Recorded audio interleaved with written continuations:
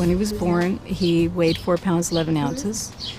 He was skin and bones, had web fingers, and they started a whole series of testing. We didn't have any kind of clue that Ashley was going to have special needs when she was born, and found out just shortly after she was born that she was going to have multiple impairments. She may not be able to do anything at all for herself, any real meaningful quality of life from what the doctors were saying. We'll put it on. Okay, you finish up and you tell Mommy when you're done. You having fun?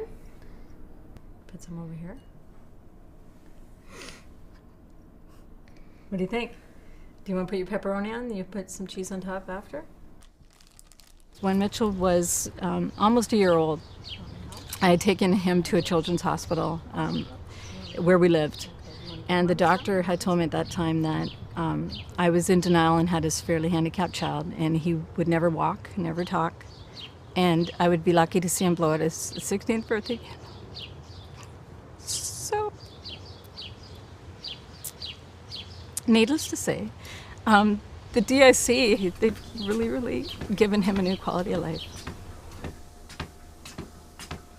How are you doing?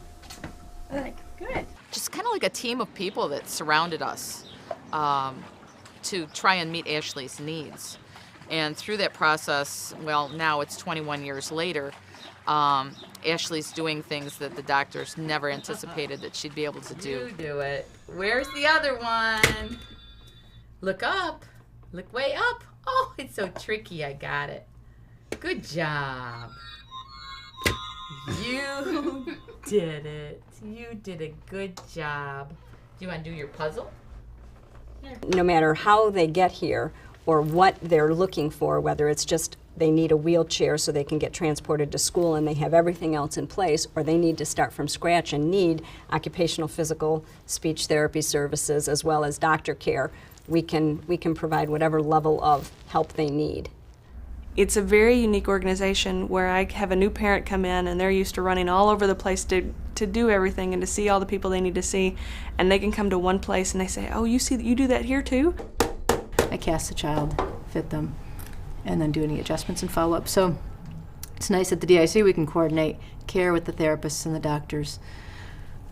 It's very easy access for parents who often have a difficult time getting around with their child in a wheelchair.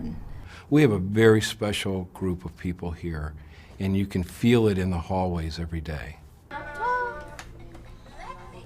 First thing is I don't wear a white coat, usually. In fact, even making rounds on the floors, I have never worn a white coat, which I think is one thing that just is a signal to the kids that, that I'm not a scary person. And then I think just trying to directly talk to kids is pretty important. I shake their hands when I see them and talk to them directly and try to let them know what's going on. What brings Daniel here? What's he here for? He's here for therapy. I don't hear nothing. You don't hear nothing? Yeah. I hear. Can you hear it now? Mm-hmm. Okay, good. Let me feel your tummy, okay? Is that all right? Feels good. Okay, it feels kind of empty though. I can feel. Let's see if I can feel what kind of donut you had. It feels like a chocolate donut to me. Is that what it was? Yeah. Yeah?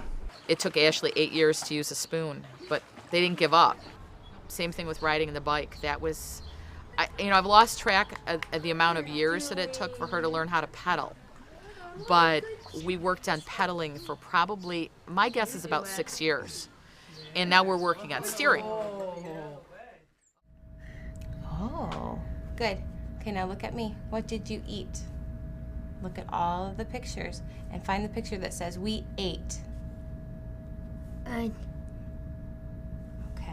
go ahead and make it talk. Hamburger.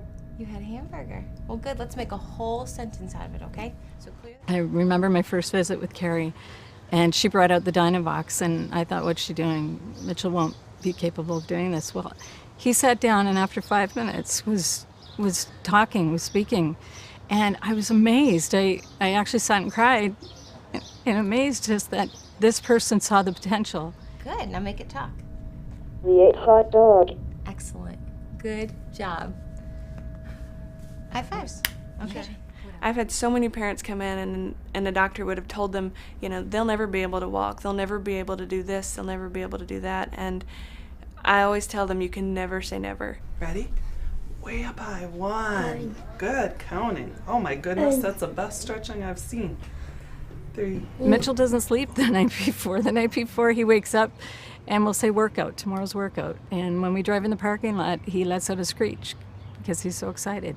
And they work him hard, so it's not that he's going there for fun. As soon as Ashley pulls up, she giggles.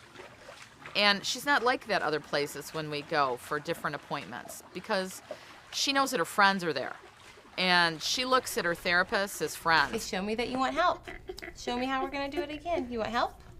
She views it, I know, as a place that's just joyful. Help me, friend. That's right. Good signing. Here we go. Give me some. There he is. Look at you. Give me some. You know, the kids, they're just loved on and cared for, and that is very unique. These people, they're amazing. From the time you walk in the door to the girls at the front desk, right up to the CEO and the doctors, they know you by name. They greet you with a smile, and they're there for the benefit of your child. I've seen them grow up. I've seen them take their first steps. I know all their families. I know their pets' names. You become attached to them. We love these kids. As a parent, if you would like your child to be treated the way you want your child treated and to reach for goals that you really want for your child, the Detroit Institute for Children is the place you have to bring your child. The vision for the organization is to take our services and expand them beyond the boundaries of Detroit. There's so many other kids that need the DIC, and I want to see it there for them, and I want to see it thriving and growing. We have the potential to provide the best therapy for these kids, and through donations and from grants and from the love of the community, we can make it a reality.